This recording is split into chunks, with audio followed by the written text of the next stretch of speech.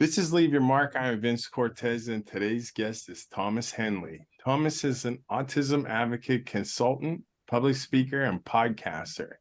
Thomas was diagnosed with autism at the age of 10 when his journey to being an autism advocate began. He offers a one-to-one consultant autism adults or partners of autistic people with a people-centered and neurodiversity affirming approach. Thomas aims to help you overcome barriers, learn more about yourself, and set goals. Having autism is his superpower. Thomas, thank you for being my guest here today. Thank you very much for inviting me, Vince.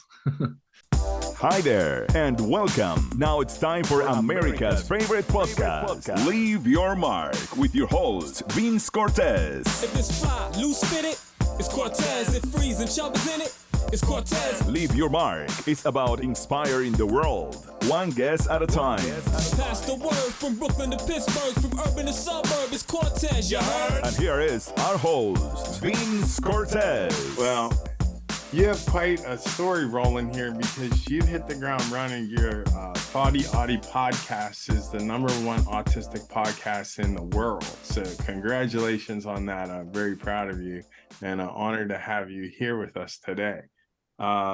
Before we get into that and some of the things that you're currently doing and what you're doing with your work, I want to find out a little bit more about you when you were a young fella. So you're born and raised in Harrogate, UK, North Yorkshire. Mm-hmm. I want to make sure I'm saying it right. All right. Mom and dad, mother Michelle, she was a special needs administrator, and your dad, Mark, was an electrical engineer. Mm-hmm. And he had a younger brother, a few years younger than yourself, named Sam. And he likes his cars. He likes his cars?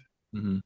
Well, share with me a little bit about growing up with mom and dad and Sam in Harrogate.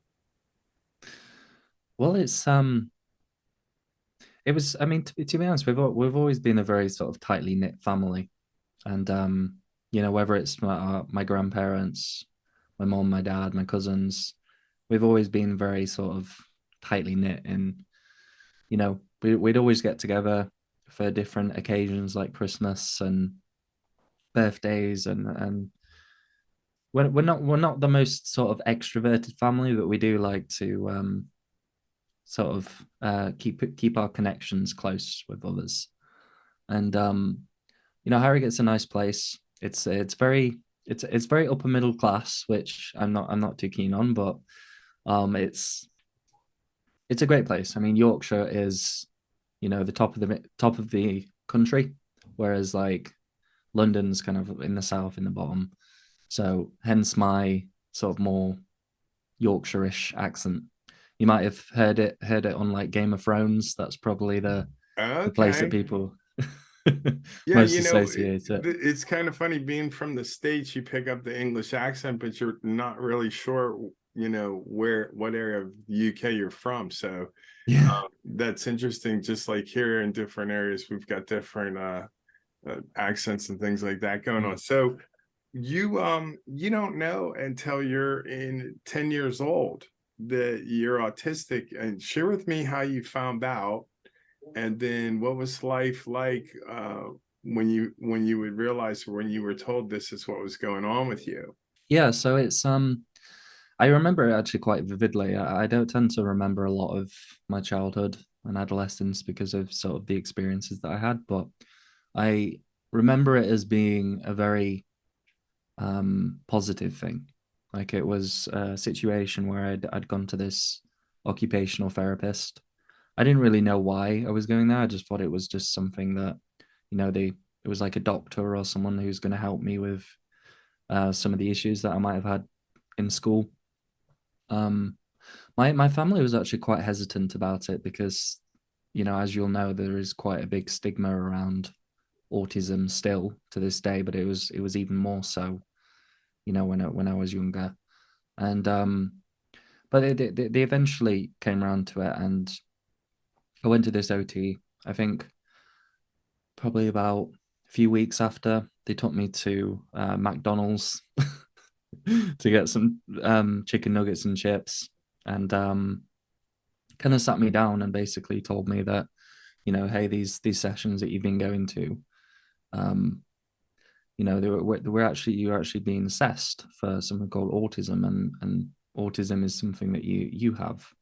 And the way that they framed it was, I think, very good, because they talked about, the fact that these negative experiences that I was having, because I was very aware at that age, even at the young age of 10, that I was somewhat different, that I didn't really get on with, sort of understand the social rules at school, or all sorts of things to do with sensory things. So they said that was sort of the cause of these sort of negative experiences that I was having, but they also talked about, some of the good things. And I remember it was probably one of the few times in my life where I've cried tears of joy, because it was such a revelational kind of glass breaking moment for me. Even though I was 10 years old, I was like, oh my God, this explains quite a lot. My high school experience was really bad. Like, I was very good academically, up until a point, but I started to, sort of have some difficulties in school around the whole sensory aspects of, the noisy hallways. It's kind of a common experience among a lot of autistic adults. What happens to you on your interior? Like, what thoughts do you have when that kind of noise or feeling of chaos comes around? I'd say that it's kind of like having an amplifier in your head. Like, it's not like you have super hearing or super sight or anything like that, but any strong stimulus of any kind for me, it's kind of like amplified in my brain. So it creates this weird traffic in my head, kind of a bit more dissociated, kind of unable to concentrate as much. Separate things. Yeah, that can be an experience.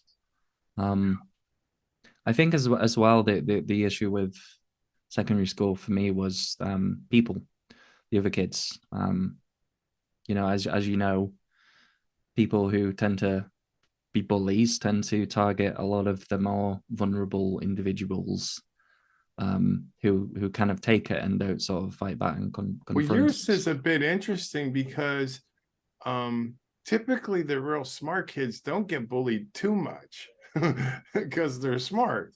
And you said you were good academically, so it sounded like there was a lot going on there, in that you didn't have a good experience, but you did well academically. So you go on to the University of Manchester, studying biomedical science and research medicine, and you graduate with honors. So like, you're a good student the whole way through. So Yeah. In the biomedical science in your major, share with me what made you want to do that line of work, and then, what did you do when you came out with that degree to start your life? I think for the entirety of secondary school, I developed quite severe anxiety and depression, and I had a lot of difficult incidents around thoughts about not wanting to go on, and a lot of issues with sort of harming behaviors when I was younger because of the bullying.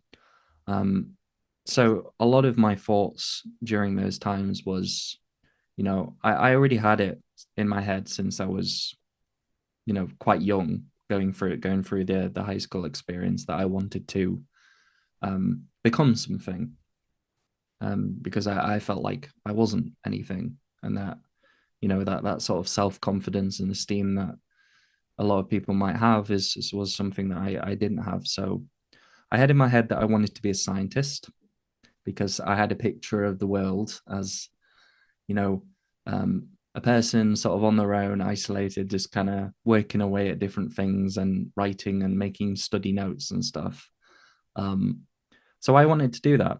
And I knew what university I wanted to go to, which program I wanted to go to, even when it wasn't the time to do my A-levels. And so I just focused on that.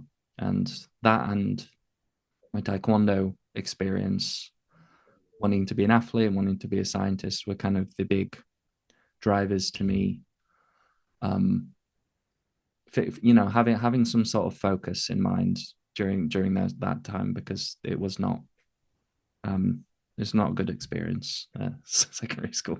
No, you get out of college and you end up leaving the country and you're going to go study abroad. So share with me what that was about.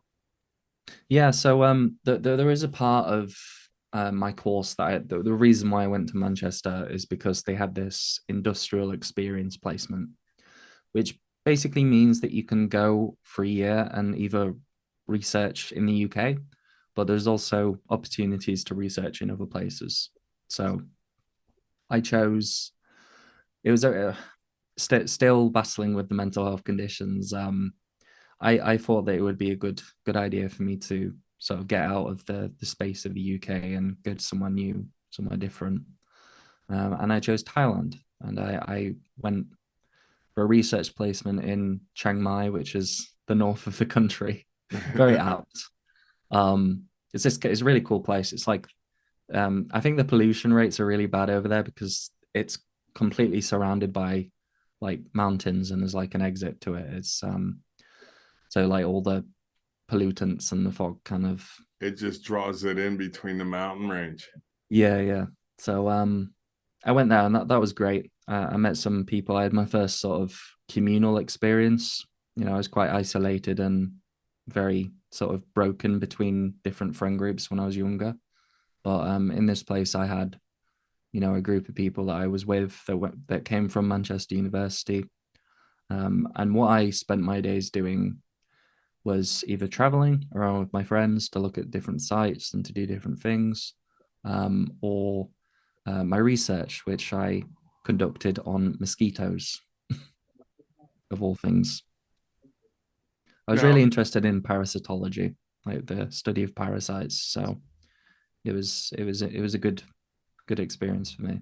Connect with us on LinkedIn. Be our friend on Facebook. Follow us on Twitter and Instagram. Whether jumping out the MP or jumping on the app. You are listening to Vince Cortez. We just want you to leave your mark. So you returned from Thailand after a few years of being over there. How soon then do you turn into an advocate for autism?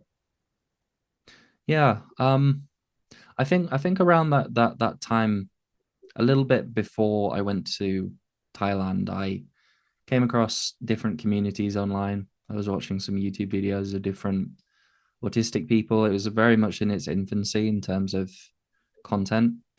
But I also found the Instagram communities online. So I started actually, it's very strange because people kind of assume that when you diagnose that you know everything about what the diagnosis is. But the difficult thing about autism is that it's very, very undereducated, even in professionals. So there's a lot of elements to being autistic that are not explored. You know, I thought it was just socializing, and I thought it was just sensory issues, but it's so much more than that. There's so much more nuance to it, and I think that kind of inspired me a little bit. I was feeling very isolated away from home. I didn't really have a friend group. I didn't, you know, I at school you kind of presented with people, whereas when you're an adult you have to go out and find people and develop friendships. And so that was kind of an ignition for me starting my journey. And one of the first videos that I made was, you know, saying that I'm going to improve myself, and if you want, you can come along with me. And so I created loads of videos. I got involved on Instagram. It's only recently that I started to put a lot more focus and a lot more energy into growing my platform as a business. But it was all around very transformative for me. Now, share with me your experience with the NDTI, the National Development Team of Inclusion. It's a big sort of inclusion charity in the UK. Where they do a lot of projects with the government. I did a project where I led on some autism and sensory awareness training for the hospital staff at this big hospital, big children's hospital called Aldahay. We also made some documents around how they can improve their sensory inclusivity for autistic children. Because if you don't know, the hospitals are not the best place. Dentists, hospitals, hairdressers tend to be really bad trigger points for a lot of autistic people, just because of the sensory mess that they present, and that presents a really big problem for healthcare. So we focused on that, but I've also been involved in different speaking. I did a presentation for the government around understanding autism. It was kind of a sector that's responsible for like benefits and independence payments. So I had a bit of an impact with them. And I've also, I've done a lot of different projects, and at the moment we're working on this internships work, which is hoping to double the amount of work placements for autistic people in the UK, which is great. I'm doing like the media. I want to slide back here for a second, because you mentioned something that was interesting. When you go to the education arena and over into Thailand, there's groups of people for waiting for you to mingle, as opposed to now that time of life's over, your work is done there, your studies, and you get on and now you're out. What are some of the issues or anxieties that you experience when you have to go and present yourself like to strangers or an environment you're not familiar with? I think it's very dependent on my mental state. Like I don't see any downsides to being autistic in myself, other than the experiences that I had in secondary school, which were the ignition to my mental health conditions. So a lot of it is very dependent on my mental state at the moment. So it's here and there. I go through fluctuations. Now, what's interesting is tying in here is one of your current hobbies that you liked is bodybuilding. Yeah. And I think your TaeKwonDo background in your bodybuilding has kind of cultivated a different man. So share with me that experience, and then let's begin to talk about your podcast. Sure. So Taekwondo is something that I picked up in secondary school, in high school, or middle school. I don't know. And that was because growing up as an autistic person, you don't necessarily have the role models that other people have. There's hardly anybody hardly was anybody sort of out and about talking about being autistic, and someone to look up to. So what I looked up to was Japanese anime, like Dragon Ball Z or all the fighting animations. So I said to myself, I want to be like that. I want to be strong. I want to be able to stand up for myself against the bullies. So I started that. I started for about 2 years of training traditionally, and then I got headhunted by a sports taekwondo organization, got beat up a lot. Eventually got to a place where I went to the national championships. Over time, I grew my skills, and I got a gold medal at the British Championships. Oh wow! Heavyweight category. I'd say you were pretty good. You kind of did it as a hobby. I went to the Commonwealth Championships as well, which it was the first sort of Commonwealth themed event in Taekwondo history. So it was a big thing. Now, and I won you're competing with other wrestler or other fighters. Did they create a class for you, or you just get to compete in the open class? It doesn't matter. I just competed open class. Oh, that's really cool. They actually merged the categories at the Commonwealth Championships. So I was fighting this absolutely gigantic, like 6'6", massive dude. It was one of the closest fights that I've ever had. It was won by like a split hair. And I got an award actually at the end of the games for best male fighter. Let me ask you a question. How much does your autism and your ability to focus on another level help you with that in those moments? You say you just beat them by a hair, but you're aware of that hair. So share with me how you feel like that played to your advantage. I think I think, to be honest, the most advantage that I've seen with me being autistic and a fighter is that I am so involved in routine. Like, whereas a lot of fighters, they'll kind of have off days and they won't show up to training. I'll be there every time. I also had I have a weird sensory profile where I find sharp pain really difficult, but I also have quite an insensitivity to blunt pain. So that helped a lot fighting.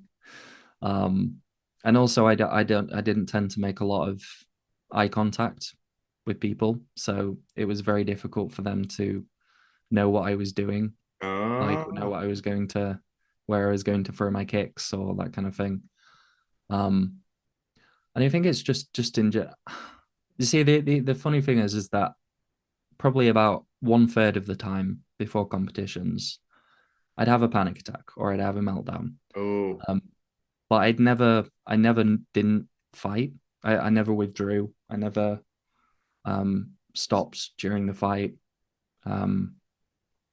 So I guess for me, it was kind of an embodiment of like my willingness to go on with Taekwondo. Like so much in my heart, I felt if I was going to give up any fight, then I would just be done, and that'll be it, and it'll just be a cascade. So wow. Whenever I fought, whenever I did anything like that, it was less about winning and it was more about showing to myself that I'm capable of fighting. So it was kind of, and I took it very far. I mean, I competed for GB at like you did excellent number of events, including the under-21 European Championships, which wow, I went furthest out of all of the GB cohort, which was wow, amazing for me. Well, it was you actually had quite a career going to now. I want to talk about Thoughty Auti, your podcast, and you cover topics like travel, independence, speaking, and university. So I'm going to let you pick which one of those four you want to share with me what a conversation is like about. Which one? Travel, independence? I think independence might be a good one. Yeah, to be honest, the amount of scope that I have for the podcast is very, very wide. I initially started it because I wanted to improve my one-to-one speaking skills with people, because I was very good at doing videos, but I wasn't so good at talking to people. So that was the ignition to me doing that.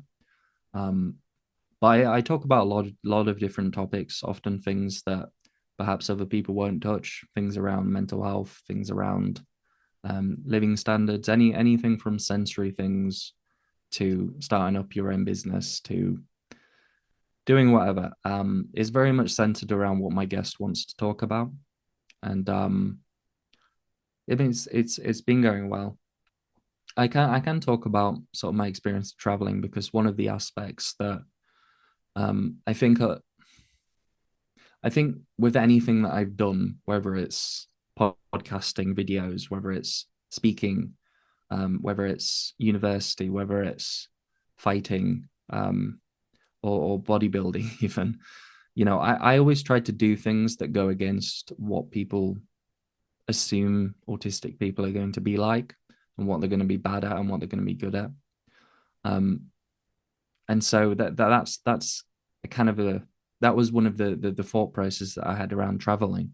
Like, I wanted to show that I was able to cope with change and that I was able to be independent. So I backpacked around Southeast Asia for 2 months, went to the Philippines, went to Cambodia, went to Laos, went to all sorts of places. And I did lots of different sort of traveling excursions with like my dad who came over. So I did a lot of traveling in that year that I was in Thailand.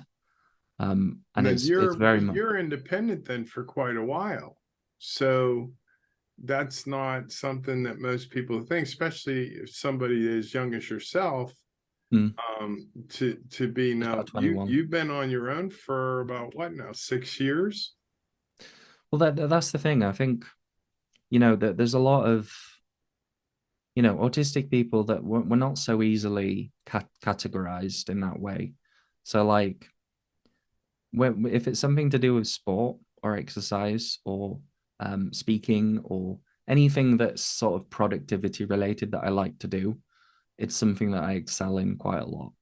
But when it comes to different other things like managing, like executive function, about managing different aspects of living, those are the things that I really need support with. So it's different. Like the level of independence that I'm able to have, it's not complete, but in a lot of aspects it is.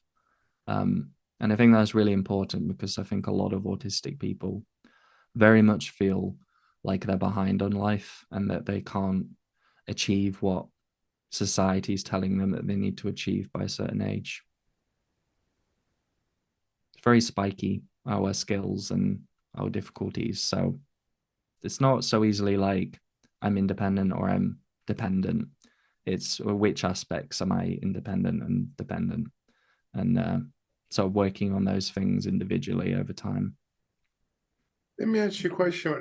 Other than your podcast, what are some of the other things that you continue to learn to stay on top of your condition? I think I'm kind of at a place, initially I started off my journey kind of learning things, but I'm kind of at a point where, I'm a person who thinks about different things and I'm very sort of visionary in the way that I do things. I'm very creative. And so a lot of my contributions to the autistic communities are usually things that I've come up with or I've noticed or that I've seen. So I'm at a point where it's not necessarily I need to learn more about myself and more how can I I want to learn things, new things that haven't been discovered or thought about, and try and link that back to my own experience. So I'm very much on my own in terms of finding things. I'm very sort of at the forefront of sort of how we view autism and the type of things that make us different. And there's not really, to be honest, there's not really a lot that other people can offer me, especially specialists. I've looked at the biology of it. I've looked at the social aspects. I have lived experience. There's not really much that I can seek out in that sense. If you have a story to share, tell us. How are you going to leave your mark? Contact us. Leave your mark with our host, Vince Cortez. Be our guest. What is the best compliment you've ever received? I wouldn't know. I'm not a very. It's a funny thing with me, because I act in the world as if I'm a confident person. Like I do the things that confident people do, but I don't necessarily think very highly of myself. So it's those types of things are not really things that I log when people tell me. I think perhaps someone saying that I'm a good speaker, I think that was great for me. And I think as well, because we tend to, as autistic people, there's the myth around empathy around autistic people lacking empathy. So I think when people tell me that I have a positive impact on their life, or I have an ability to empathize with them like other people can't, I think that's something that I hold close. I like that myself. In your current work, what is your favorite part of it? I think it's just being able to have more of a direct impact on life for autistic people. What I do online, it tends to be very media focused and not necessarily feeding into the processes of making change. And I think that's what I've found at NDTI, that ability to input my own lived experience and the lived experience of others from the autistic community into the actual framework of how we go about solving, the quality of life, poor quality of life standards that a lot of autistic people face. Okay. If you had a billboard with anything you could put on it, what would it say? Oh, a billboard. Well, like about myself, or like Whatever you'd like. It could be personal. It could be something you want to say to the world. don't hold yourself to the standards that other people put on you. Now we're winding down here. So where you're currently going, where do you see your say your next 3 years? What would you like to accomplish? There's a lot of things that I want to accomplish. I'd say that trying to break into the mainstream media to talk about the quality of life statistics around autism is something that I feel very deeply in the way that I want to go about doing things in the world. I'm working towards in different ways to becoming more of a public figure. So I'm hoping to have a bit more influence and sort of help champion neurodiversity in the mainstream, which it will be coming at some point. It's just about trying to break into those spheres and, get people talking about autism as not this inspirational or perhaps, doomsday label that someone can have. It's not necessarily that. I want to try and shift the narrative and provide a role model to other people that I didn't have when I was younger. How would you like to leave your mark? How do you want to be remembered when this is all said and done? I want to be remembered as someone who is, empathic and someone who lives to, or who has lived for the benefit of other people, not necessarily myself. sounds very depressing, but no, not exactly. It sounds very bold. I mean, that's because it's true. I don't have a great time with life. The mental health conditions are very difficult, and if I can somewhat make my mark by shifting those negative experiences that I do have daily into something that's positive for other people, then I'd be happy. I think you're spot on. The mental difficulties that you experience internally don't come out entirely because you have a strong line of peace in you, especially for a young man and dealing with the issues that you deal with. It resonates in you. You can see it when you speak, and your intellect comes out also. So before I let you go, what I would like for you to share with me where the audience can find your information and help make you a public figure. So would you mind sharing that information with me? You can check out my stuff. It's pretty much everywhere. You can find my link to my podcast either on YouTube and any sorts of podcasting streaming services like Spotify, Apple, all under Thoughty Auti, the Autism Podcast. And spell that for us. It's TaeKwonDo space AUT AUTI. Okay. All right. AUTI. Well, we need to know I'm not very good. This is what what you're doing is some fantastic work. You're blazing a trail.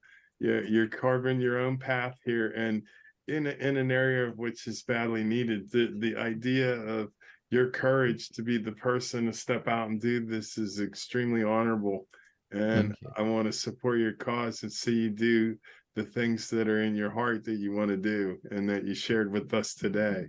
So we'll definitely be watching what you're doing. There's another place as well that I didn't mention, but my Instagram. Please do. My Instagram's very big. There's Thomas Henley UK on pretty much all social media platforms, but I produce daily video content and posts and blogs and stuff over on Instagram. That's at Thomas Henley UK.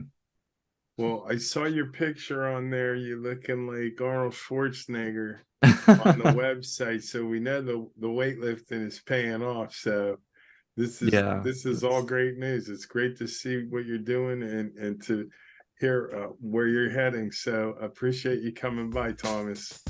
Thank you very much, Vince. It's been lovely chatting to you. Continue your good work. Thanks for listening to Leave Your Mark today. Tune into our next episode of Leave Your Mark with Vince Cortez. Be blessed. You just left your mark. Thanks for listening. Listen to more episodes on demand. Just click Leave Your Mark with Vince Cortez.